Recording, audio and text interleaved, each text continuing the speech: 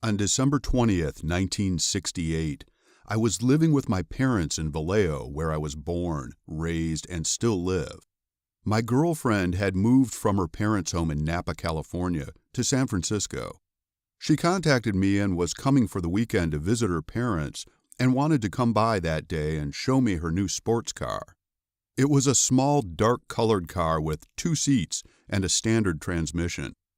We decided to take it for a drive, and she suggested that I drive and try it out.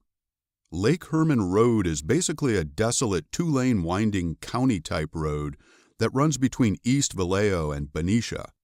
There are few lights and some scattered ranch-type homes. It has changed very little over the years, and today my home is located a few minutes' drive away. Back then, Lake Herman Road was known to the local youth as a place that had a few well-known places to park and make out. The spot where the 2 youths were killed is one of those places. On this evening, I chose Lake Herman Road because I thought it would be a good place to test out the sports car. We drove down Lake Herman Road from Vallejo towards Benicia. I pulled into the entrance to the Benicia water pumping station. There is located a gate back off the main road, thus room to park. I pulled in and turned around with the car on the far right fringe of the entrance driveway with the lights off and the car still running. It was a cold night and I had the heater on. The car had toggle switches on the dashboard as controls, which were new to me. I was in the process of determining how they worked when I noticed a car coming from the direction of Benicia.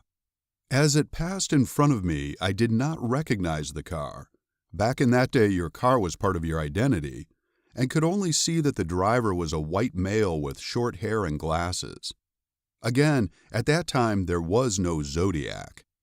The car passed where I was parked, and I noticed that it started to stop. I do not think the driver initially saw the car we were in, as I was parked at the extreme north side of the driveway facing the road, and our car was a small dark sports car that would have blended into the night. I noticed the backup lights of the other car come on, and I remembered that they were round in shape. My senses told me that this was not a good thing, and I turned on the lights, put the car in gear, and took off towards Benicia. The other car pulled into the driveway of the pump station, turned around, and came in my direction of travel.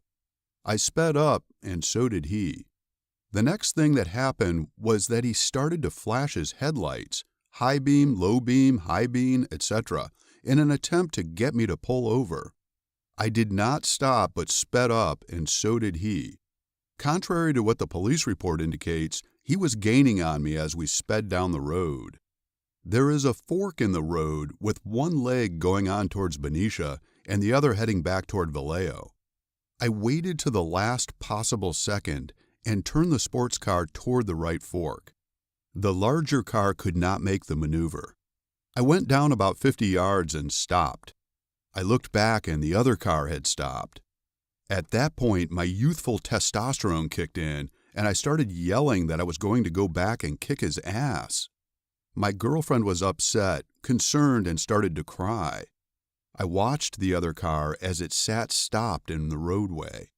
After a few minutes, the other car slowly turned around and went back in the direction we had come from, back toward the pumping station.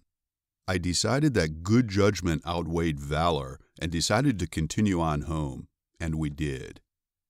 Bill concludes, I am reasonably sure that the person who chased me that evening was the Zodiac, as I cannot come up with any other reasonable explanation of the events given the time, place, and circumstances of what happened that same night sometime later. I believe that what happened is that after the incident with me, he went back and parked his car and laid in wait for the next folks to park in that spot. Unfortunately, when the young couple did, they became his targets. If you want to know more about the facts of the Zodiac case and not biased reporting about so-called suspects, you may want to get my book, America's Jack the Ripper, the definitive account of the Zodiac Killer.